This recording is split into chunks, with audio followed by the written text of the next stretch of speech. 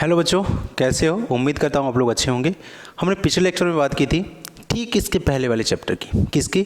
Staffing की बात की थी, ठीक है। फिर उसके पहले हमने बात की थी डायरेक्टिंग की। अब हम लोग किसकी बात कर रहे हैं? कंट्रोलिंग की। तो ये वाला चैप्टर हम लोग कंप्लीट करने वाले हैं, क्या?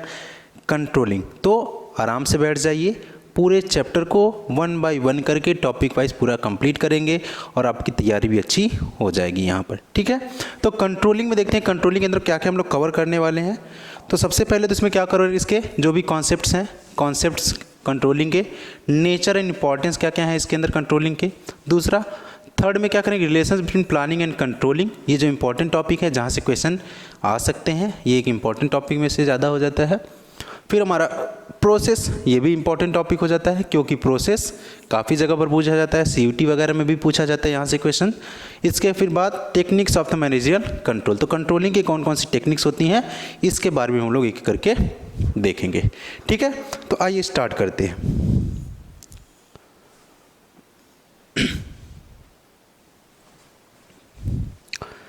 ठीक है,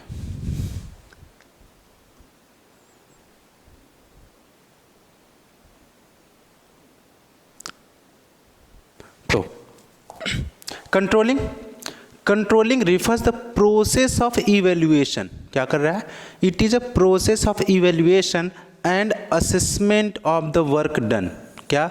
जो काम कर दिया गया है, जो क्या किया है, जो काम परफॉर्म कर दिया है, जो वर्क को डन कर दिया गया है, उस काम को क्या करेगा? इवेल्युएट करेगा, उसको एनालिसिस करेगा और असेसमेंट करेगा, उसको चीज़ों को देख ऑब्जर्व करेगा, सुपरवाइज करेगा, उन सब चीज़ों को देखेगा कि कैसे हुआ काम। इन सब के बारे में जब जो चीज़ बताती है वो क्या बोलता है? कंट्रोलिंग, ठीक है। अंडर द प्रोसेस, इस प्रोसेस के अंदर क्या बोला है? तो कंट्रोलिंग स्टैंडर्ड्स आर सेट। क्या बेटा? पहली बात, एक तो स्टैंडर्ड सेट की जाएंगी फॉर द वेरियस टास्क। तो अलग अलग टास्क हैं, उसका एक स्टैंडर्ड सेट किया जाएगा एंड एक्टिविटीज़ का। Accordingly the various task and activities are evaluated against the set standard. तो क्या समझ में आ रहा है? एक स्टैंडर्ड सेट किया जाएगा और उस सेट स्टैंडर्ड के अकॉर्डिंग ही जो वर्क परफॉर्म किया गया, डन किया गया, उसको कंपैरिजन किया जाएगा, उसको कंपेयर किया जाएगा। थोड़ी बात और इजी करें, जैसे आपको पता होगा कि आप लोग कहते हो कि 100 मीटर इतने सेकंड में भागना चाहिए या फिर 400 मीटर की दौड़ इतने मिनट में होनी चाहिए। ऐसा क्यों होता है? क्योंकि जो उसके एक्सपर्ट्स पर्सन रहे हैं, जिन्होंने अच्छी खासी तैयारी की है रनिंग वगैरह की, जो उस जगह पर पहुंचे हुए हैं, जैसे जो आर्मी में पहुंचे हुए लोग हैं, जिन्होंने पुलिस वगैरह की तैयारी कर रखी है, तो उनको पता है कि इतने मिनट में इंसान भाग सकता है। जैसे बोला जाता है कि 4 से 5 मिनट के अंदर 1600 मीटर भागना होता है। तो स्टैंडर्ड कैसे सेट किया गया? किसी एक्सपर्ट ने उस काम को परफॉर्म किया तो ये अंदाज़ा लगाया गया कि एवरेज इतना टाइम पीरियड में एक नॉर्मल पर्सन को भागना चाहिए, रनिंग करना चाहिए। तो स्टैंडर्ड सेट किया गया, फिर आपकी रनिंग को कंपेयर किया जाएगा, फिर दोनों के बीच में देखा जाएगा। अब अगर आपने टाइम जो दिया गया उसके अंदर भाग लिया तो आपको अच्छा नंबर मिलेगा, नहीं दिया तो कम नंबर मिलेगा, फिर उससे भी कम नंबर मिलेगा। तो स्टैंडर्ड सेट करने का मतलब क्या होता है कि एक क्राइटेरिया बनाना, एक बेंचमार्क क्रिएट करना, ठीक है। Deviations from the set target identified. तो अगर किसी भी तरीके का भटकाव है, डेविएशन है, जो टारगेट सेट किया गया था, and the corrective actions to be taken to are decided. तो अगर इन केस कोई डेविएशन फाउंड आउट किया जाएगा तो जाकर के कंट्रोलिंग की जाएगी, मतलब टेकिंग करेक्टिव एक्शंस। तो controlling refers to the process of ensuring that, ये इंश्योर करता है, फिक्स करता है that various activities and task are organisation are carried out according to predefined goals and objective. तो जो बातें पहले से डिसाइड कर दी गई हैं, जैसा पहले बोला गया था, अब पहले मतलब क्या, प्लानिंग के टाइम पर जो चीज़ें जिस तरीके से डिसाइड की गई थी, क्या उसी तरीके से परफॉर्म की गई हैं कि नहीं, इसी को यहाँ पर चेकिंग चलेगी। It ensure that deviations if any are identified appropriate corrective action. ये वर्ड याद रखना बेटा, अगर कोई करेक्टिव एक्शन कहीं वर्ड पे लिखा गया है तो इसका मतलब वहाँ पर कंट्रोलिंग परफॉर्म की गई है। Is the taken aspects of controlling. तो दो एस्पेक्ट होते हैं, दो पक्ष होते हैं, दो तरीके से हो सकता है। तो इसमें पहला क्या है, स्ट्रेटेजिक, और सेकंड वन इज ऑपरेशनल। तो स्ट्रेटेजिक के अंदर देखते हैं क्या है, to check the how effective the strategies and plans. तो क्या कितने इफेक्टिव रहे और कितने जो हमारे प्लान्स बनाए गए वो सक्सेसफुल रहे। तो इफेक्टिव होने का मतलब कितने कम से कम कॉस्ट में हो गया, टी से तो आपको यही बताया गया है कि टी का मतलब कम से कम कॉस्ट में, तो वो कितने कम से कम टाइम में, तो कितना सुटेबल रहा, जो हमने स्टैंडर्ड सेट किया उसको पाया गया कि नहीं पाया गया, उसको परफॉर्म कर लिया गया कि नहीं। तो स्ट्रेटजी कंट्रोल में क्या होता है, चेक करते हैं किसके बारे में, effective the strategies and plans. तो जो प्लान्स और स्ट्रेटजीज बनाई गई हैं उसके अंदर स्ट्रेटजिक कंट्रोल होता है।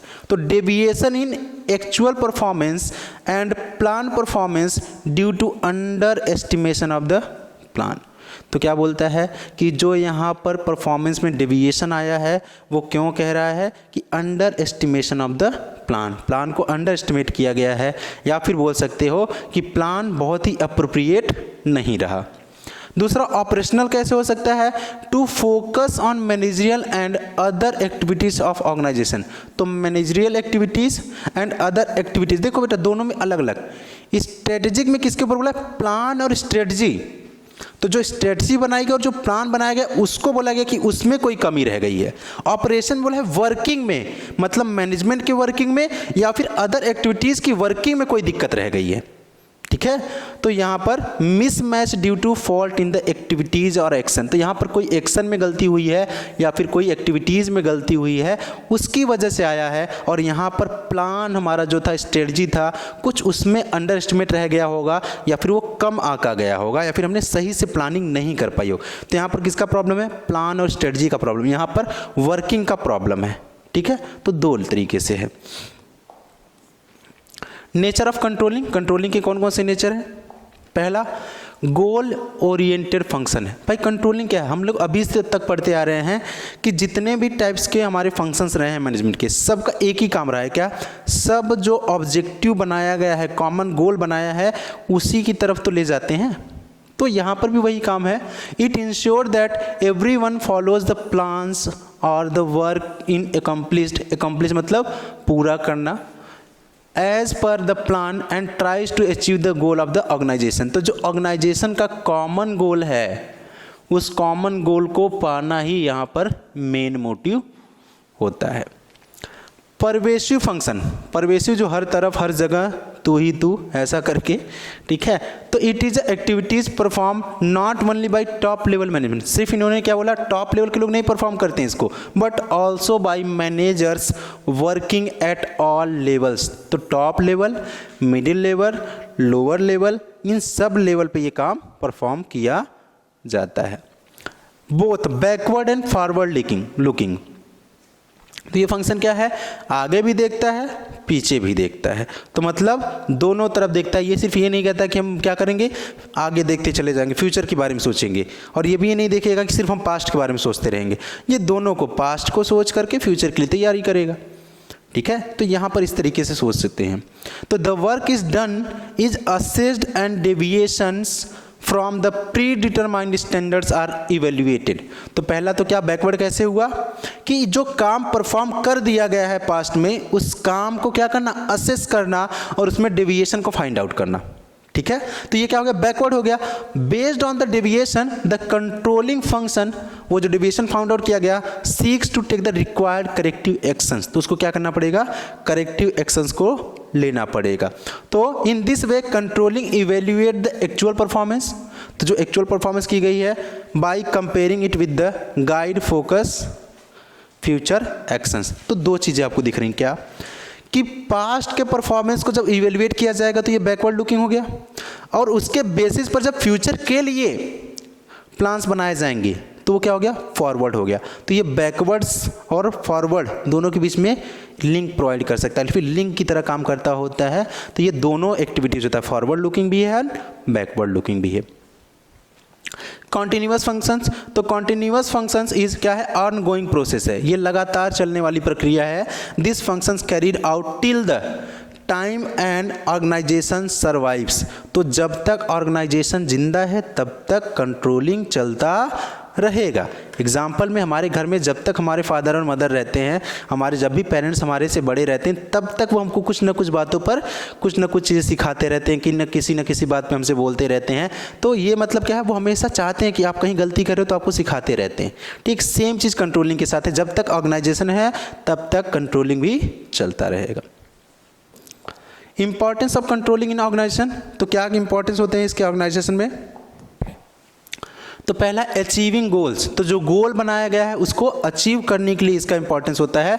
तो गोल को अचीव, तो controlling ensure the various activities carried out correctly according to the plans, तो प्लान्स के अकॉर्डिंग सारे काम किए जाते हैं, जिसकी वजह से क्या होता है, it ensure that deviations if any are identified, अगर किसी भी तरीके का डेविएशन पाया जाता है, वहाँ से जिस काम को करने जा रहे हैं वैसा नहीं परफॉर्म किया जा रहा है, तो क्या होगा, appropriate corrective actions to be taken, तो क्या होगा, उसके लिए करेक्टिव एक्शंस को लिया जाएगा। This helps the organisation to be an on track, क्या बोलेगा, ऑन ट्रैक पर। तो डेविएशन होने का मतलब कि भाई उनका जो ट्रैक था, जिसके लिए वो काम कर रहे थे, जिसकी दिशा में काम कर रहे थे, जब वहाँ से भटक जाएंगे, तो जब भटक जाएंगे तो इन कंट्रोलिंग का बोले कान पकड़ेगा, बोले चलो आ जाओ ट्रैक पे, ट्रैक पे लेकर फिर से काम लगाएगा, फिर भटकेगा, फिर कान पकड़ेगा, फिर वापस चलो, ऐसा ही तो होगा। तो ये क्या करता है, एक तरीके से ट्रैक पर लाएगा और उसकी वजह से क्या हो जाएगा, गोल हमारा अचीव हो जाएगा। रिव्यूइंग स्टैंडर्ड, रिव्यूइंग का मतलब क्या होगा, an effective control system ensure that the standards are set accurately, क्या बोला है, जो स्टैंडर्ड्स सेट किए गए हैं वो एक्यूरेट होने चाहिए, अप्रोप्रिएट होने चाहिए, राइट होने चाहिए। अब ऐसा नहीं है कि हम क्या बोलें, नॉर्मल पर्सन्स को दौड़ाना है और हम बोलते नहीं जो हमारे उसेन बोल्ट है उनसे कंपेयर करना है, भाई 100 मीटर हमको 9 सेकंड में भागना है, तो क्या ऐसा हो पाएगा, नहीं हो पाएगा। तो एक नॉर्मल पर्सन के लिए नॉर्मल रेंज होगी, एथलीट्स के लिए अलग रेंज हो जाएगी, ठीक है। तो इस तरीके से बोला जाएगा भाई स्टैंडर्ड्स को सेट कर रहे हो ना, उसको वर्कर्स के हिसाब से या फिर जो जनरल नॉर्मल सबके लिए होता है वैसा ही स्टैंडर्ड सेट करो जिसको अचीवेबल हो। ऐसा ना हो कि जिसको अचीव ही ना किया जा सके, जिसको इमेजिन ही ना किया जा सके। तो इस तरीके से यहाँ पर बोला है, as the business environment changes it ensure that its standards are also reviewed so as to adopt to the changes taking place. तो जैसे जैसे इन्वायरमेंट में चेंज आएगा वैसे वैसे प्लान्स के स्टैंडर्ड में भी क्या करना पड़ेगा, चेंज करना पड़ेगा। तीसरा, इनेबल्स इफिशियंसी इन रिसोर्सेज यूटिलाइजेशन, तो कंट्रोलिंग क्या करता है, इफिशियंसी ला देता है। इफिशियंसी का मतलब कम से कम wastage, optimum utilisation of resources.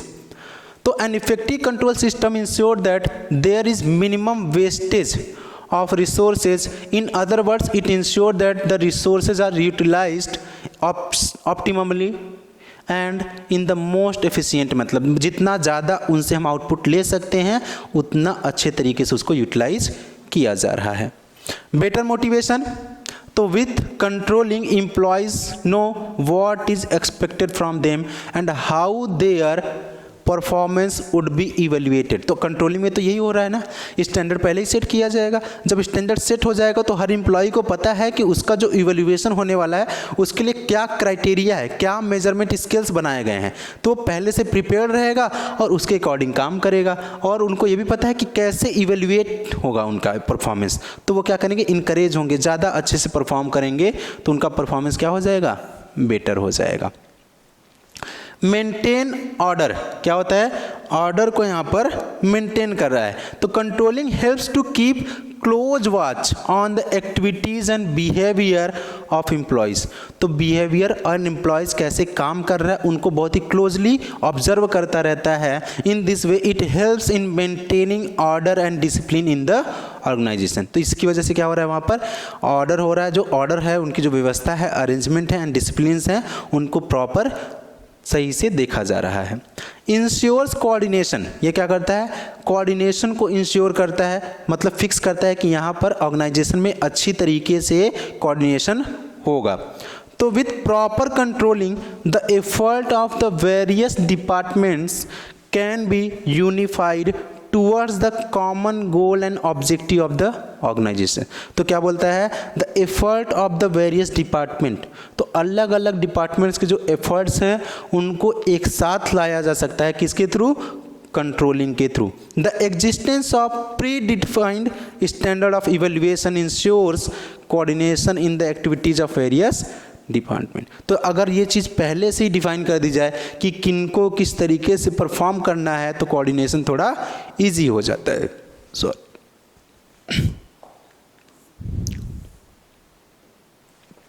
Importance of controlling. Controlling के कौन कौन से इंपॉर्टेंस है? तो सबसे पहला इंपॉर्टेंस क्या है इसके अंदर?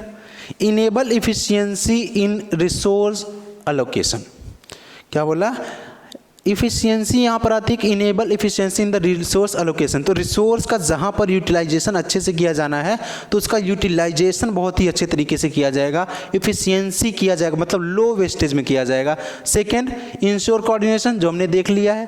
थर्ड वन, अचीविंग गोल्स, जो हमने गोल बनाया उसको पाया जा सकेगा। रिवीविंग स्टैंडर्ड, तो अगर डायनेमिक इन्वायरमेंट है तो इन्वायरमेंट के साथ में क्या क्या होता है, चेंज होता रहता है, तो उसको भी यहाँ पर क्या किया जाएगा, स्टैंडर्ड्स को भी चेंज किया जाएगा। बेटर मोटिवेशन हो जाएगा, एम्प्लॉयज़ को पता रहेगा कि उनका इवैल्यूएशन कैसे चलने वाला है तो वो अच्छे तरीके से परफॉर्म करेंगे। मेंटेन ऑर्डर, तो हमारी व्यवस्था वगैरह वहाँ पर अच्छी सी बनी रहेगी, चीज़ों को बहुत ही व्यवस्थित ढंग से अरेंज करके चला जाएगा। तो अभी ये ऊपर हमने देखा इसी चीज़ को।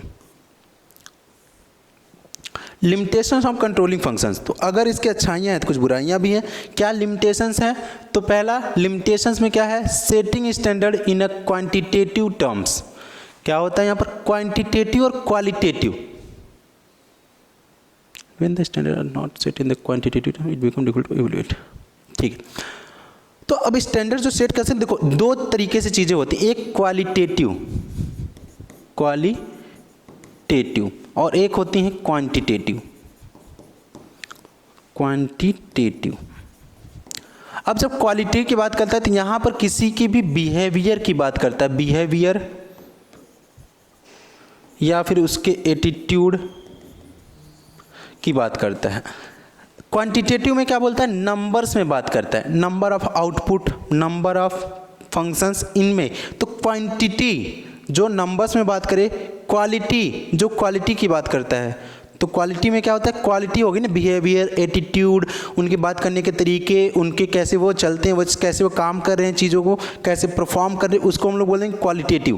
क्वांटिटेटिव में क्या? वो कितना परफॉर्म करें नंबर्स में, मतलब जब नंबर्स में चीज़ों को बांटा जाए या फिर शो किया जाए तो उसको बोलते हैं क्वांटिटेटिव। तो यहाँ बोला है क्या? For effective control system it is important that standards are set in measurable और क्वांटिटेटिव टर्म्स। तो इनको बोला क्या? क्वांटिटी में होगा, जब नंबर्स में होगा तभी तो मेजर किया जा सकता है। हम ये नहीं बोल सकते ना, अरे यार ये तो 10 किलो ऑनेस्ट है या फिर ये 15 किलो बीमार है, ऐसा तो नहीं बोल सकते। तो क्या हो रहा है? तो उसको हम लोग क्या कर सकते? टर्म्स में नहीं लिख सकते, तो उसको क्या करना होगा?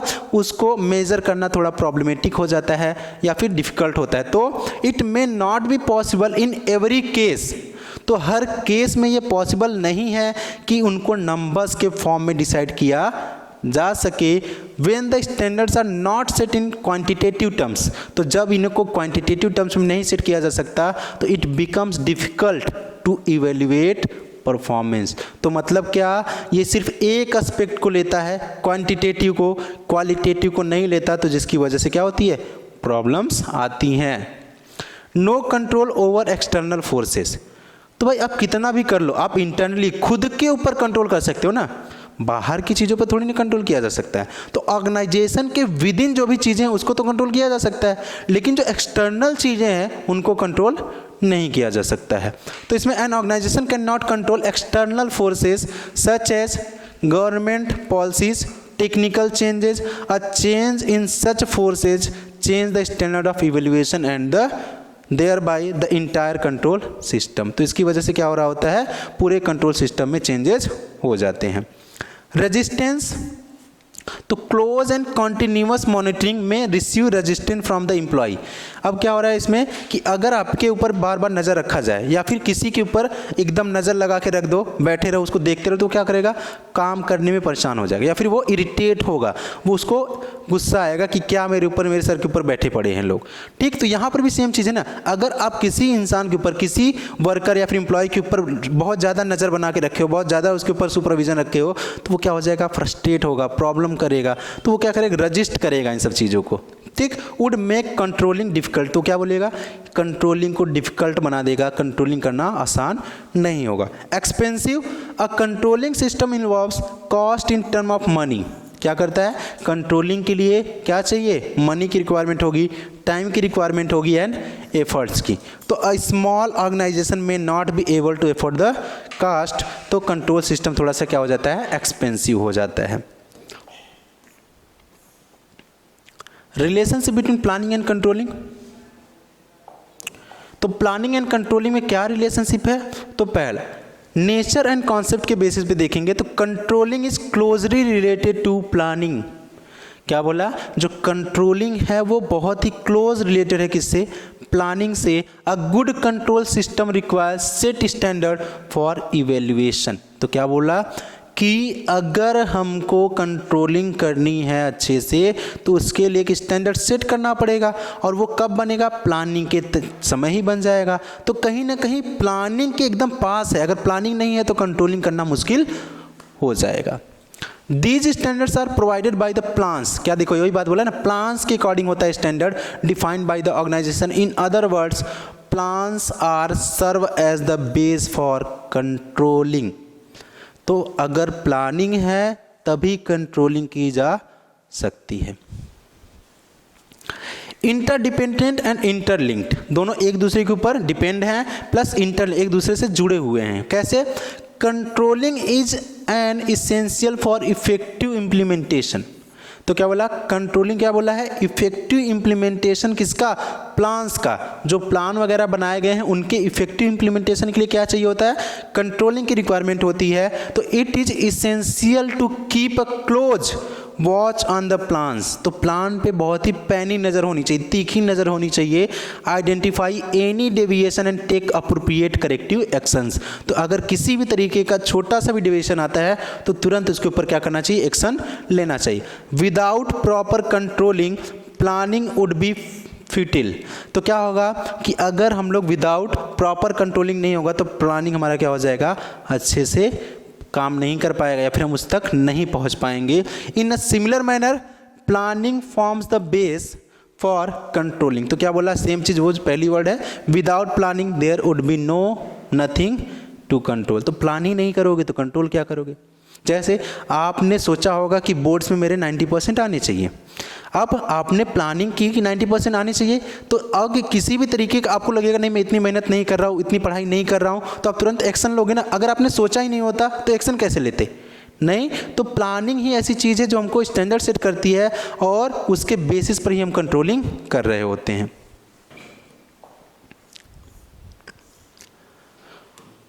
While planning involves intellectual thinking, decision making and deciding a course of action, तो क्या बोला, ये बोलता है इन्वॉल्व्स इंटेलेक्चुअल थिंकिंग, ये माइंड का गेम है, इसको दिमाग से चलना पड़ता है, थिंकिंग मेकिंग, डिसीजन मेकिंग होती है and deciding a course of action, तो प्लानिंग के अंदर ये डिसाइड किया जाता है कि फ्यूचर में क्या काम किया जाने वाला है। Controlling ensure that plan take the requires course of action, तो क्या बोला कि प्लान्स के अंदर जो टेक करना, जो रिक्वायर्ड कोर्स ऑफ एक्शन उनको लिया गया कि नहीं, ठीक है।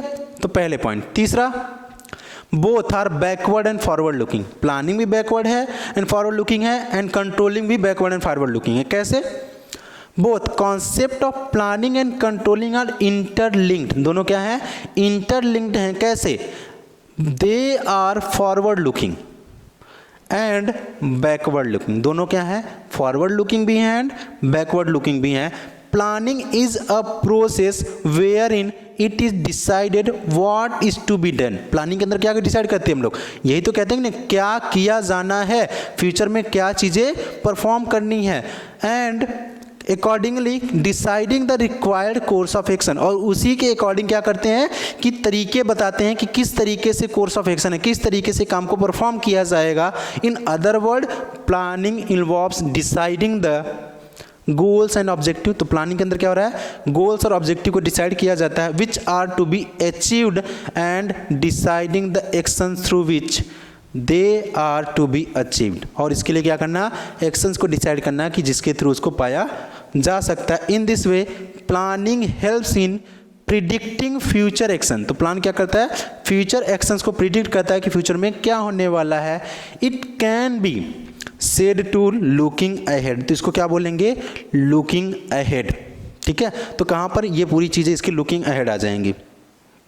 एज अगेंस्ट द प्लानिंग, इसके अगेंस्ट में क्या बोलता है, the controlling function involve assessing and evaluate the past performance in order to figure out the deviation in predefined standard. As controlling assess past performance, देखो past के performance को assess कर रहा है, तो ये क्या हो जाएगा, बैकवर्ड। तो अभी यहाँ पर क्या समझ में आया कि प्लानिंग के अंदर फ्यूचर में क्या चीज़ें परफॉर्म की जानी है, उसके अकॉर्डिंग कोर्स ऑफ एक्शंस को डिसाइड किया जाता है, तो वो फॉरवर्ड लुकिंग हो गया।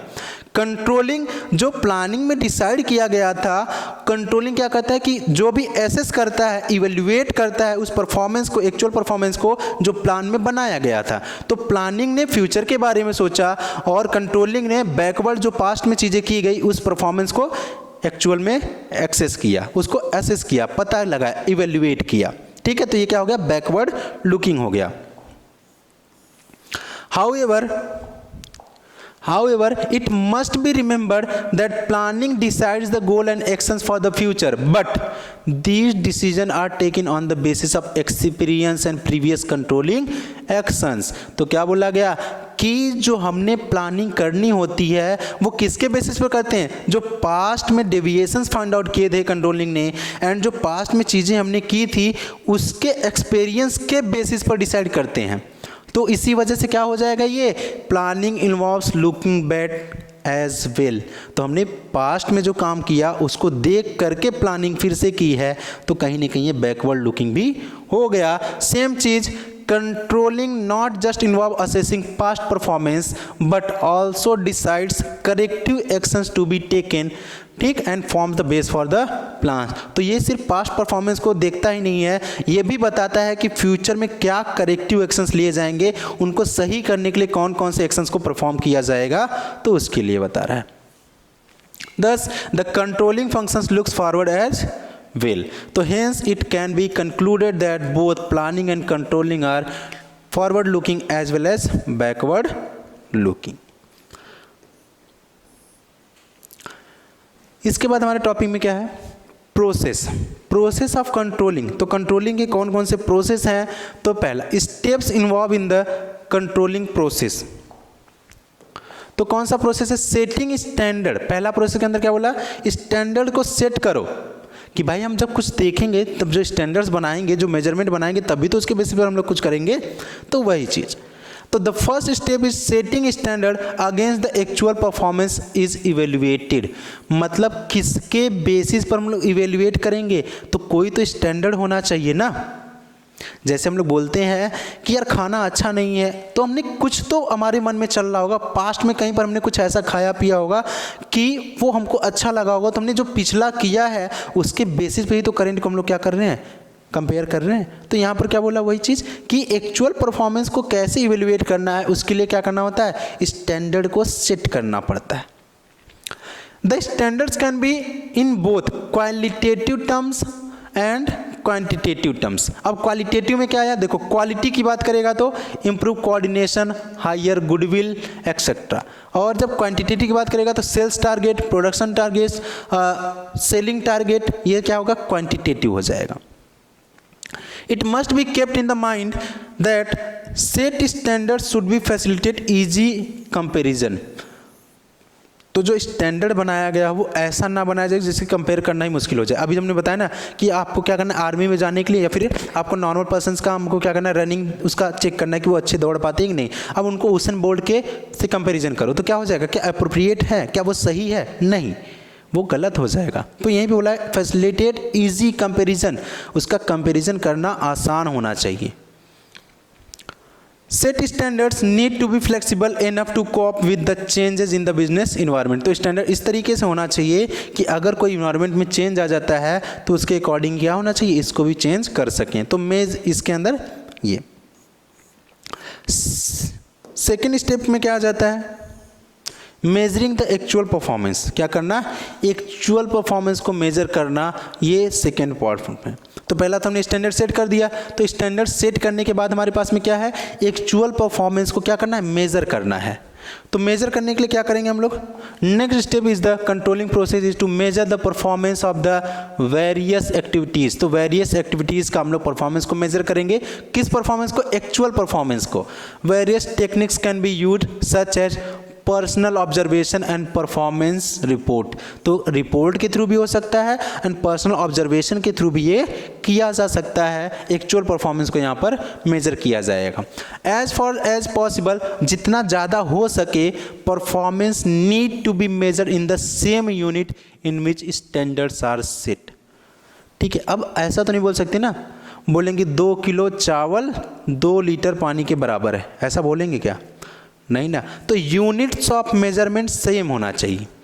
अगर यूनिट ऑफ मेजरमेंट सेम नहीं होगा तो प्रॉब्लम हो जाएगा।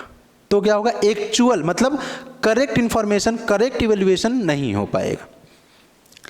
The measurement should be exact and reliable such that it facilitate the easy comparison with the set standard. तो क्या होना चाहिए, एग्जैक्ट होना चाहिए, मतलब जैसा हुआ है वैसे ही मेजरमेंट करना है। रिलायबल, रिलायबल मतलब भरोसे के लायक, कंसिस्टेंसी होनी चाहिए, ठीक है, उसमें कंसिस्टेंसी होनी चाहिए, लगातार वही रिजल्ट आए।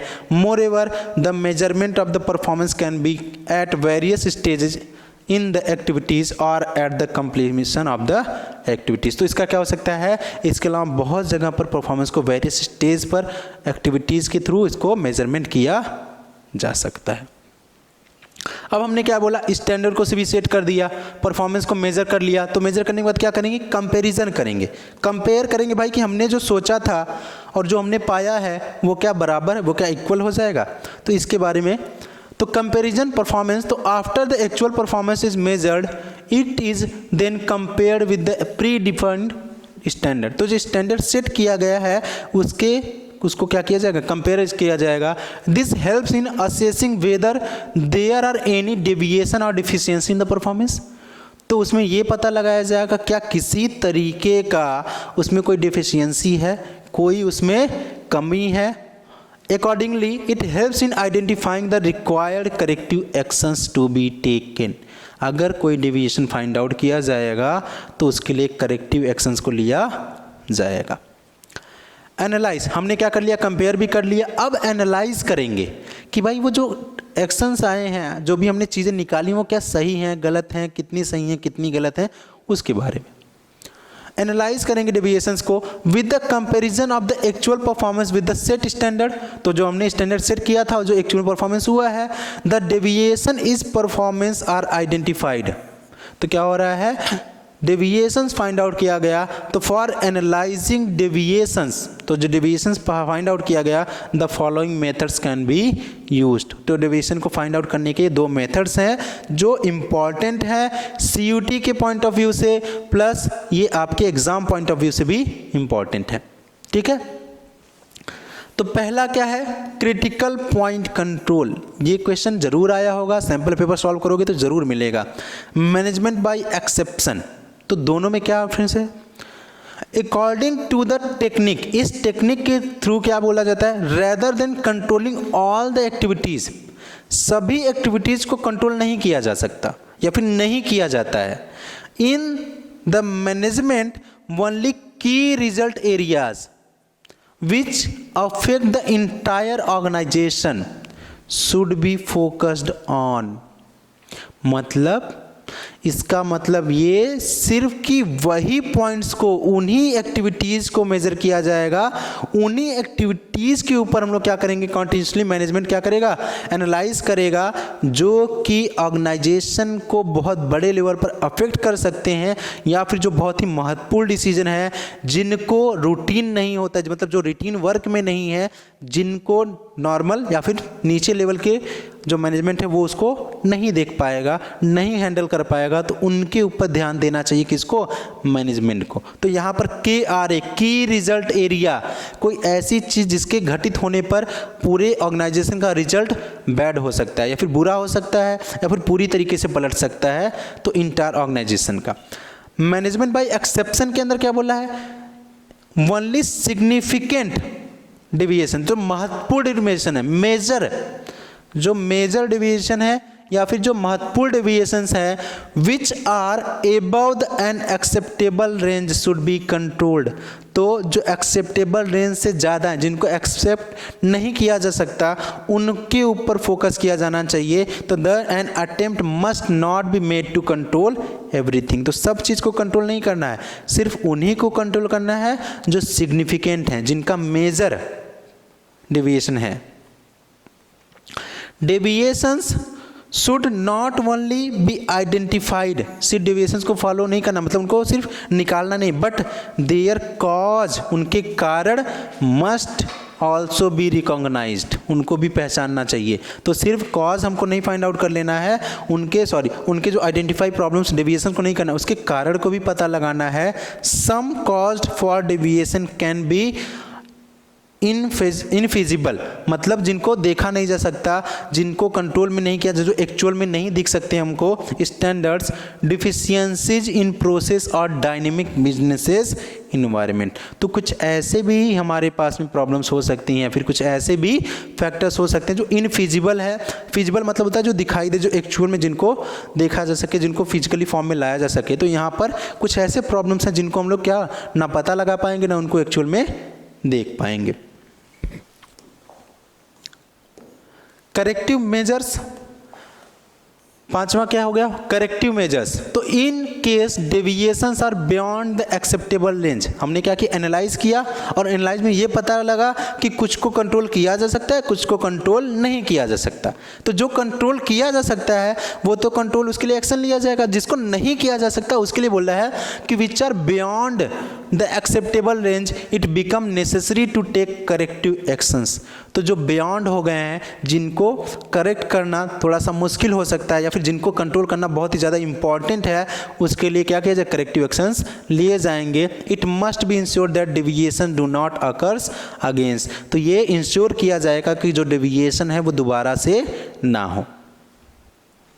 फिर उसके बाद लास्ट पॉइंट क्या है, feedback.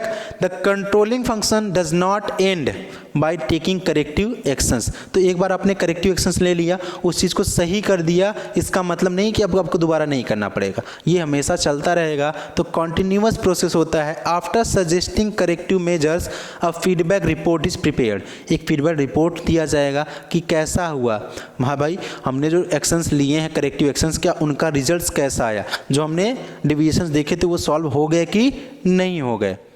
List of the reason for deviations of plans or for inefficiency in the overall of working of the organization and corrective measures are specified in the feedback report। तो ये सब चीज़ें feedback report के अंदर आएंगी।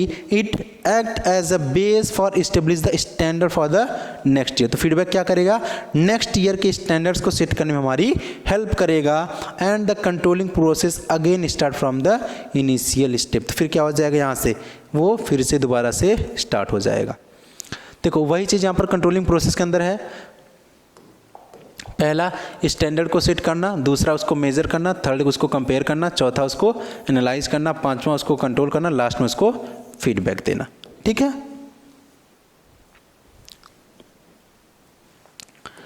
Techniques of managerial control. Controlling की कौन कौन सी टेक्निक्स है, मैनेजर कंट्रोल की टेक्निक्स कौन कौन से हैं।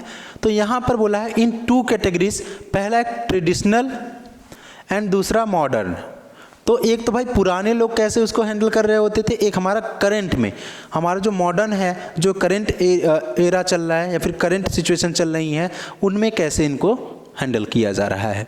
तो टेक्निक्स में पहला मैनेजमेंट कंट्रोल के लिए पहला ट्रेडिशनल टेक्निक में have been used by managers since long ago, बहुत पहले से इसको यूज किया जा रहा है। The followings are the traditional techniques. तो पहला क्या बोला, पर्सनल ऑब्जर्वेशन, मतलब खुद से ऑब्जर्व करना। मैनेजर क्या करेगा, खुद चीज़ों को ऑब्जर्व करेगा, खुद उनकी वर्किंग्स को देख रहा होगा, उनको देखेगा कैसे परफॉर्म कर रहा है, सही कर रहा है, गलत कर। तो पर्सनल ऑब्जर्वेशन होगा। तो इसके अंदर मैनेजर्स डायरेक्टली ओवरसी, क्या कहता है, direct oversee the work done, वो काम को खुद से देखता है। Ensure that managers get the right information, वो क्या कहता है, उसको सही इन्फॉर्मेशन मिले। And prompt workers to perform up to the mark, और उसमें क्या हो जाए प्रॉम्प्ट्स, मतलब तुरंत जो है उसको डायरेक्ट होगा तो क्या मैंने बोला, जैसे ही उसको डायरेक्ट इन्फॉर्मेशन मिलेगा तो मैनेजर को तुरंत वो करेक्ट कर देगा, ठीक है। तो इसके बोला prompt workers to be perform up to the mark, वो तुरंत बता देगा कि तुम क्या कर रहे हो, गलत जा रहे हो, तुम अपने काम पर फिर से सही तरीके से, तो कान पकड़ेगा, खींच करके सही जगह पर ला देगा। However this techniques proves to be very time consuming and can not be used in case of where a large number of task और एक्टिविटीज टू बी परफॉर्म। तो इस जगह पर ये सुटेबल नहीं है जहाँ पर लार्ज नंबर ऑफ एक्टिविटीज़ हैं, जहाँ पर बहुत ही चीज़ों को परफॉर्म करना है, तो वहाँ पर प्रॉब्लमेटिक हो सकता है। स्टैटिस्टिकल रिपोर्ट,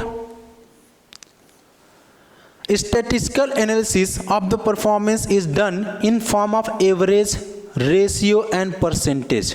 तो इसका एनालिसिस कैसे हो सकता है कि हमने एवरेज निकाल लिया कि भाई एवरेज कितना टाइम आवर कोई काम कर पाएगा, एवरेज कितना प्रोडक्शन होना चाहिए, रेशियो के बेसिस पर निकाल लिया, जो रेशियो चैप्टर आपने पढ़ा था, एंड परसेंटेज के टाइप में निकाल लिया। तो ये सब चीज़ के अंदर बोला है। तो यहाँ पर क्या होता है, such statistical analysis helps in easy comparison. तो इसकी वजह से क्या होता है, कंपैरिजन करना थोड़ा सा आसान हो जाता है या फिर बहुत आसान हो जाता है। Actual performance with the set standard and also the past performance. तो जब हम परसेंटेज के बेसिस पर या फिर रेशियोज में या फिर एवरेज में बात करते हैं तो उनको कंपैरिजन करना आसान हो जाता है। Break even analysis, break even का मतलब कहाँ पर होता है बेटा, जहाँ पर कॉस्ट और रेवेन्यू इक्वल हो जाए। क्या, जो भी हमारी कॉस्ट है, हमारी रेवेन्यू जो है वो हमारे कॉस्ट के इक्वल हो जाए, तो उसको बोलते हैं ब्रेक इवन पॉइंट। ठीक है, हमने भाई जितना खर्चा किया है उतना रेवेन्यू हमको आ गया, तो हमको कोई लॉस नहीं हुआ, हम ब्रेक इवन पे हैं, ना ही हमको मुनाफा हुआ है, no loss no gain, no profit. ठीक है, नो लॉस नो प्रॉफिट का केस है ये, ना ही हमको नुकसान है और ना ही हमको प्रॉफिट है। तो ब्रेक इवन इसमें क्या बोलता है, study of relationship between cost, volume and profit. तो कॉस्ट, वॉल्यूम एंड प्रॉफिट के अंदर this technique the cost and profits at various level of quantity are studied. तो अलग अलग लेवल पर कॉस्ट और प्रॉफिट्स को स्टडी किया जाता है। Accordingly level of output where the profits is maximised is identified. तो जिस लेवल पर ज़्यादा प्रॉफिट है, जब एनालिसिस करेंगे तो पता लगेगा ना, इस लेवल पे ज़्यादा प्रॉफिट हो रहा है, इस लेवल पे कम हो रहा है। तो break even is said occurs when there is neither profit nor loss, ना ही प्रॉफिट हो रहा है ना ही लॉस हो रहा है। That is the total revenue earn by the organisation equal to the total cost incurred. तो जितनी कॉस्ट आई है उतना ही रेवेन्यू आया है। बजटरी कंट्रोल, तो इसके अंदर क्या, बजटरी कंट्रोल का मतलब बजट बनाएंगे तो उसको बहुत उसमें मेंटेन करके चलेंगे चीज़ों को। Under this technique of budgetary control budgets are prepared. Budget का मतलब क्या होता है, जब नंबर्स के फॉर्म में क्वांटिटेटिव टर्म्स में फ्यूचर के एक्सपेंसेस एंड रेवेन्यू को स्टेटमेंट में तब्दील किया जाता है, बदल दिया जाता है, लिखा जाता है, उसको बोलते हैं बजट। तो prepared for each activities and operation in the organisation. तो उनको नंबर्स के फॉर्म में फ्यूचर की अर्निंग्स, फ्यूचर के एक्सपेंसेस को देखा जाएगा। Hence here the term budget refers to defining the goals and objective. देखो बजट का मतलब क्या है, defining the goals and objective which are to be achieved in quantitative term. जब क्वांटिटी के टर्म में, नंबर्स के फॉर्म में उनको लिखा जाए तो उसको बोलते हैं budget. Then the actual results of the activities are compared with the budgetary standard. तो जो एक्चुअल रिजल्ट आया है काम करने पर, उसको क्या बजट में जो डिसाइड किया गया था उससे कंपेयर किया जाए। Accordingly the work done is assessed and evaluated, deviation from set standard are identified and corrective actions are decided. तो उसके बेसिस पर डेविएशन को फाइंड आउट किया जाएगा और फिर करेक्टिव एक्शंस को लिया जाएगा। वो सब हो गए हमारे ट्रेडिशनल टेक्निक, और कुछ हमारे मॉडर्न टेक्निक्स हैं। तो पहला टेक्निक्स मॉडर्न में देख लेते हैं, रिटर्न ऑन इन्वेस्टमेंट, ROI। मतलब हमने जितना इन्वेस्ट किया है उस पर कितना पैसा हमको रिटर्न मिल रहा है, वो उसके बारे में है। तो return on investment ROI to the benefits from the investment. Investment से हमको कितना बेनिफिट्स हो रहा है। In other words it is assessment of whether the investment is beneficial. मतलब क्या हमने जो इन्वेस्टमेंट किया है उसके ऊपर रिटर्न आ रहा है कि नहीं, इसका पता लगाना। In an organisation managers use this technique for comparison the performance of various department और for comparing present actions and past performance. अगर मान लेते हैं कि उन्होंने पास्ट में 10% से प्रॉफिट जनरेट किया है, 10% से प्रॉफिट को अर्न किया है, तो अब करंट में क्या 10% से है? अगर नहीं है तो माना जाएगा कि स्टैंडर्ड है उसका जो परफॉर्मेंस वो कम हो गया है, और ज़्यादा है तो माना जाएगा परफॉर्मेंस अच्छा हो रहा है। ठीक है, तो यहाँ पर ये चीज़ें। रेशियो एनालिसिस इसके चैप्टर में आपने पढ़ा है, बहुत सारे हमने रेशियोज वगैरह में बारे में पढ़ा है। तो उसमें देखते हैं, पहला लिक्विडिटी रेशियो क्या बोलता है? शॉर्ट टर्म सॉल्वेंसी का पता लगाता है कि भाई शॉर्ट टर्म में डेब्ट पेइंग कैपेसिटी है कि नहीं। तो शॉर्ट टर्म सॉल्वेंसी का मतलब डेब्ट पेइंग कैपेसिटी, कि शॉर्ट टर्म में वो अपने उधार को पेमेंट कर पाएगा कि नहीं। सॉल्वेंसी रेशियो क्या बोलता है? लॉन्ग टर्म सॉल्वेंसी, कि लॉन्ग टर्म में मतलब 1 साल से ज़्यादा का अगर कोई लायबिलिटी है, क्या उसकी पेमेंट कर सकती है बिजनेस या फिर कर सकता है कि नहीं बिजनेस, उसके बारे में हो जाएगा। प्रॉफिटेबिलिटी रेशियो तो क्या बोलता है? Position of the business with regard to the profitability, तो क्या बिजनेस इस पोजीशन में है कि वो प्रॉफिट जनरेट कर पा रहा है या फिर नहीं कर पा रहा है, वो किसके अंदर हो जाएगा? प्रॉफिटेबिलिटी रेशियो के। टर्नओवर रेशियो, कितना ज़्यादा चीज़ें क्या हो रही हैं? रिवॉल्व हो रही हैं या फिर आ रही हैं और जा रही। टर्नओवर का मतलब क्या? आना और जाना। तो यहाँ पर क्या बोला है? Whether activities are carried out efficiently, तो जो भी फंक्शंस हैं, जो भी परफॉर्म की जा रही हैं, वो बहुत अच्छे से परफॉर्म की जा रही हैं। जैसे डेप्ट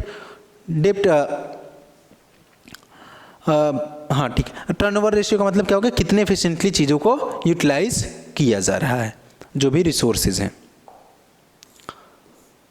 रिस्पॉन्सिबिलिटी ऑफ अकाउंटिंग, अकाउंटिंग की कौन कौन सी रिस्पॉन्सिबिलिटी होती है?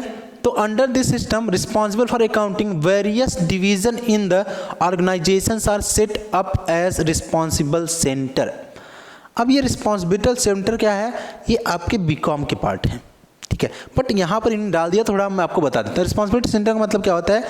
हर एक एक्टिविटीज़ के लिए किसी एक एम्प्लॉय को या फिर अलग अलग पर्सन को रिस्पॉन्सिबल दे देना, उनको रिस्पॉन्सिबिलिटी दे देना कि ये आप देखो इसको, ठीक है। तो रिस्पॉन्सिबल सेंटर का मतलब क्या होता है? वो पर्सन या फिर वो ब्रांच, वो एजेंसी या फिर ऐसा कुछ कर सकते हो कि वो उस ऑर्गेनाइजेशन में जो पर्सन है उन चीज़ों को देख रहा होगा। तो यहाँ पर देखो, each division is given a target, her division को एक अलग टारगेट दिया गया, एक हेड को, एक डिपार्टमेंट को अलग टारगेट दिया जाता है। In responsibility of the head of the division to achieve the set target. Different types of responsibility centres in an organisation can be, जैसे कॉस्ट सेंटर, इनका काम क्या होगा? कॉस्ट कितनी आ रही है, कॉस्ट शीट को तैयार करेंगे, कितना खर्चा हो रहा है। इन्वेस्टमेंट सेंटर बताएंगे क्या? कि पैसा कहाँ कहाँ इन्वेस्ट हो रहा है, कैसे इन्वेस्ट हो रहा है, वो सब। प्रॉफिट सेंटर बताएगा क्या? कितना प्रॉफिट जनरेट होता है। रेवेन्यू सेंटर बताएगा कि कितनी टोटल अर्निंग्स हो रही है। मैनेजमेंट ऑडिट, ऑडिट का मतलब क्या होता है? Verification, verification. तो verification under this technique a systematic assessment is made of the overall work and activities of the management of the company. तो पूरे कंपनी में सिस्टमेटिकली क्या करेगा? असेस करेगा, पता लगाएगा कि काम कैसे हो रहा है। The basic objective of this technique is to evaluate, क्या वर्ड लिखा है? Evaluate efficiency and effectiveness. तो इफिशियंसी और इफेक्टिवनेस को पता लगाने के लिए बनाया जाता है। इसमें क्या बोलता है?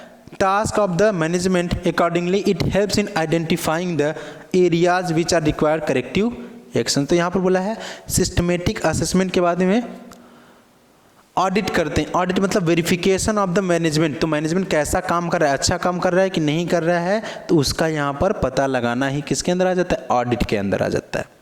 पर्ट एंड CRM, ठीक है, पर्ट एंड CRM। अब ये दोनों इंपॉर्टेंट टर्म है, ये क्वेश्चन CUT के एग्जाम में पूछे गए हैं कि पर्ट क्या होता है, CRM क्या होता है। कभी कभी फुल फॉर्म पूछा गया है और कभी कभी डायरेक्टली इनसे क्वेश्चन बनाया गया है। तो programmes evaluation and review technique, तो क्या बोला है?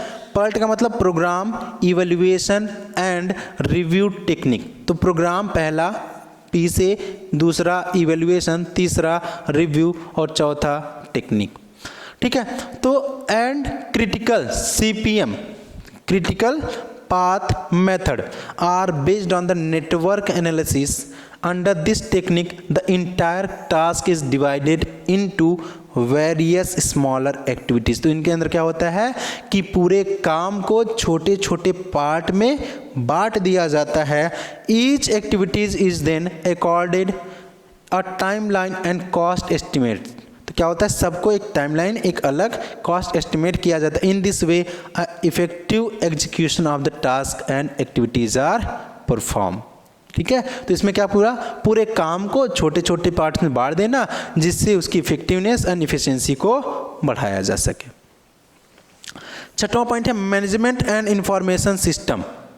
तो MIS, ये कभी कभी वर्ड लिख करके आता है, MIS क्या है, ये भी पूछा गया है CUT में। तो मैनेजमेंट एंड इंफॉर्मेशन सिस्टम क्या होता है, MIS इज अ कंप्यूटर, क्या होता है, information is a computer based controlling technique. तो क्या है, कंप्यूटर बेस्ड कंट्रोलिंग टेक्निक होती है where in managers are provided their timely data and information. तो मैनेजर्स को क्या बोलता है, उनको टाइमली क्या प्रोवाइड किया जा रहा है, डेटा एंड इन्फॉर्मेशन को, so as to help in the decision making process. तो अगर डिसीजन लेने के लिए जब मैनेजमेंट्स को कंप्यूटर बेस्ड टेक्निक होती है जिसके अंदर उनको सारी इन्फॉर्मेशन एंड डेटा को प्रोवाइड किया जाता है जिसमें वो अच्छे से अच्छे डिसीजन को बना सकें, तो ये MIS होता है। तो MIS proves to be cost effective in terms of information management. क्यों, क्योंकि यहाँ पर सारी इंफॉर्मेशंस अवेलेबल होती हैं। ठीक है, तो हमने यहाँ पर चैप्टर नंबर 8 कंट्रोलिंग को किया है कंप्लीट। एक एक चीज़ों को बहुत ही ध्यान से देखा है। उम्मीद करता हूँ आप लोगों को चीज़ें समझ में आई हैं। Thank you.